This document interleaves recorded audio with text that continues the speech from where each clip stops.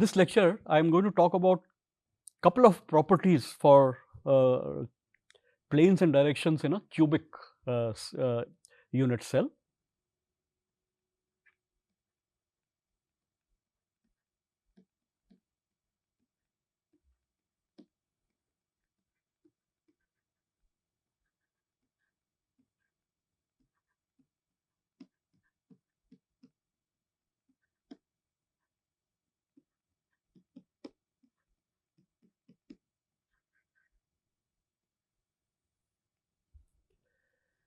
So, one of the first thing I want to see is if I have a plane HKL, what would be its Miller index? What would be the vector which is normal to this plane HKL? What would be its Miller indices? So, let us first draw such a plane.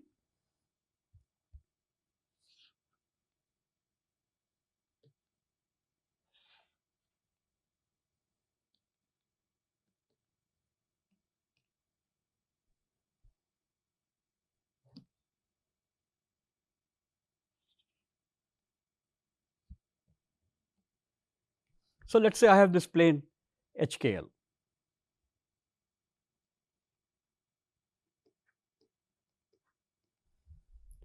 And let me also locate the points where the plane HKL meets with the axes x, y and z. So, I have these points A, B, C, and imagine that we have a vector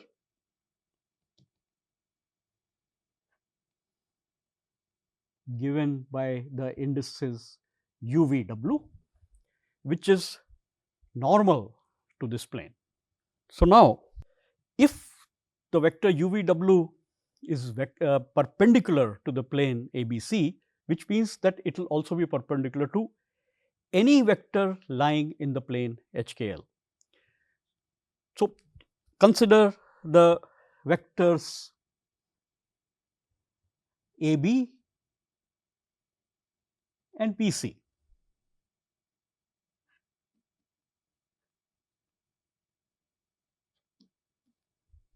So, let us go back to the previous lecture, and here we have already found relationships for the vectors AB and BC. So, this is for vector AB and this relationship is for vector BC. So, we can skip the previous steps and we can directly write these relationships for the vectors AB and BC. And I should also, where the plane HKL intersects the x, y and z axis, they will obviously be A by H, B by K and C by L. So, from the previous lecture, the vector AB I can simply write as minus A by H times the unit vector I1 plus B by K times the unit vector I2. Similarly, the vector BC can be written as minus B by K times the unit vector I2 plus C by L times the unit vector I3. And as before, the vectors I1 is the unit vector along x, vector I2 is the unit vector along y, and the vector I3 is the unit vector along z. Now, we also know that we are dealing with a cubic crystal. So, since it is cubic, which means A equals B equals C. So, we are dealing with a cubic unit cell. So, A equals B is equal to C, which means that I can write the expressions for the vector AB and BC as follows. Replace everything with A. So, it would be minus A upon H I1 plus A upon K I2, which can be, I can just take A common. So, it is I1 upon H plus I2 upon K. Similarly, for the vector BC, it is minus A by K I2 plus A by L I3, and again let us take A out. So, it is minus I2 upon K plus I3 upon L, and here also there will be a minus sign here in the previous equation. So, I have now these vectors expressed like this.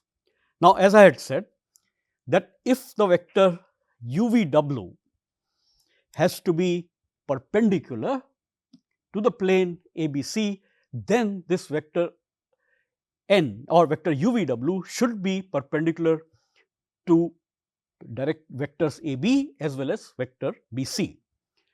So, let me also write down this vector in the form like this, that this is my normal vector n,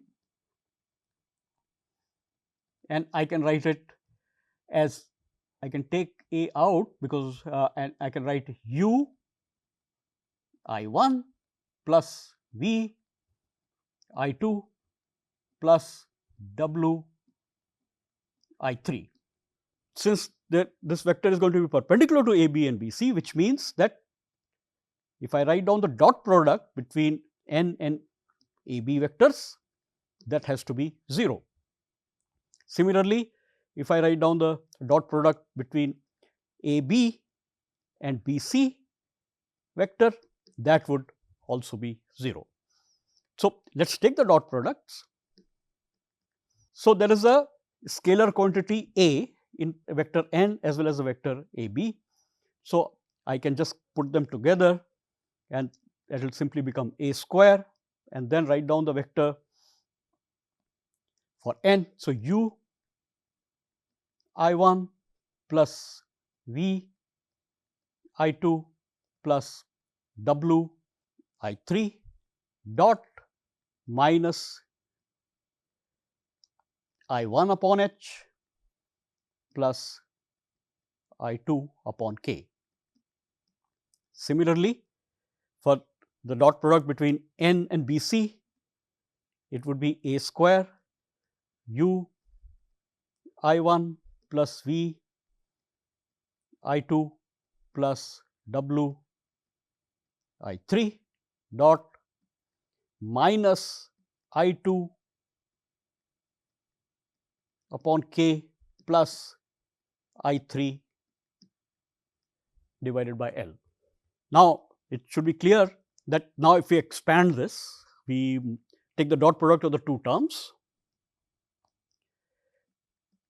So, we will see that most of the terms will drop to 0. So, only terms which will survive would be I1 dot I1 and I2 dot I2. I1 dot I2 or I1 dot I3 will be 0. So, these terms are going to be 0. So, I1 dot I1 would be 1, I1 dot I2, I1 dot I3, they will all be 0, and the other one would be I2 dot I2 would be equal to I3 dot I3 equals 1.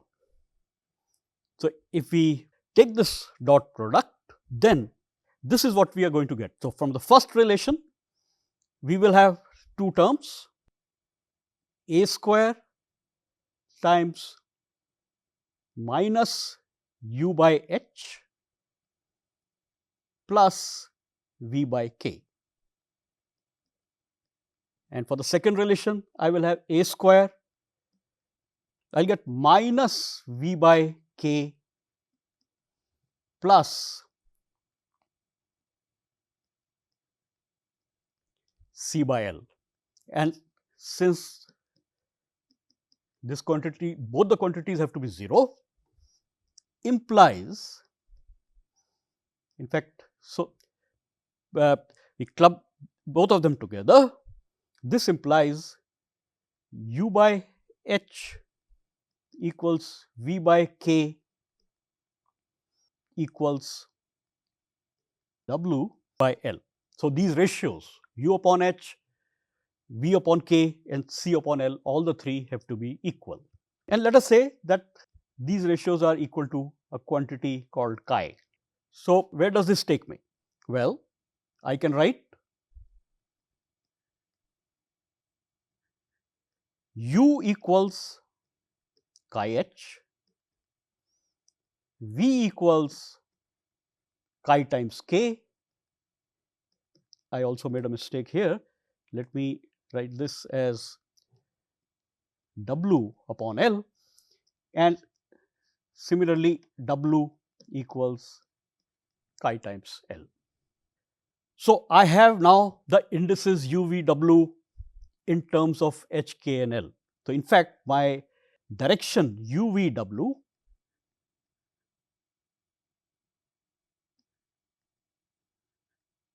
can be written as chi is common. So, I can just take it out and I have the direction h, k, L. So, now chi is just a scalar quantity, it is a constant. This clearly implies that the direction h, k, L for a cubic unit cell is perpendicular to the plane h, k, L. So, this is the first property that we have looked at. Therefore, the indices of the direction for a plane h, k, L, the direction indices are same as the indices of the plane. Now, since this is the case, I can now talk about angles between two planes in a cubic unit cell as well.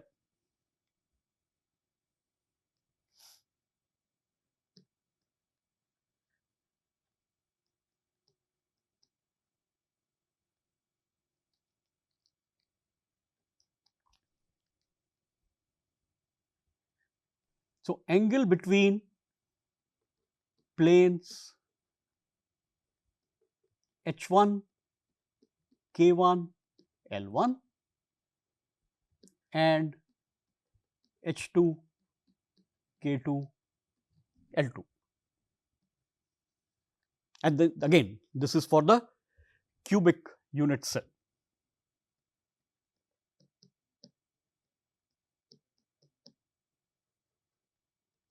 Now, I have these planes h1, k1, l1, h2, k2, l2. What would be the angle between the two such planes? The angle would be defined by their plane normals. So, just from the previous discussion, normal to h1, k1, l1 is the direction h1, k1, l1. Similarly, normal to h2, k2, l2 is the direction h2, k2, l2.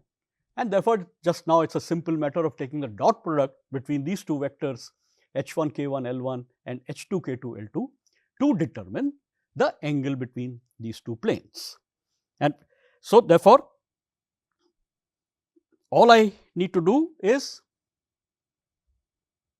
h1, k1, l1 dot it with h2, k2, l2, and this would be equal to the magnitude of h1, k1, l1 times the magnitude of h2, k2, l2 times cos theta, where theta is the angle between the two planes. So, let us take the angle between them. So, which means that now I can write cos theta equals, take the dot product on the left hand side, and the dot product is a simple matter of h1 h2 plus k1 k2 plus L1 L2 divided by the magnitude. And what is the magnitude of a vector? You take the sum of the squares and take the square root. So, it would be h1 square plus k1 square plus L1 square to power half multiplied by h2 square plus k2 square plus L2 square to power half. So, now these two properties that we have seen for a cubic unit cell, they cannot be directly applied to the other unit cells of the Bravais lattice.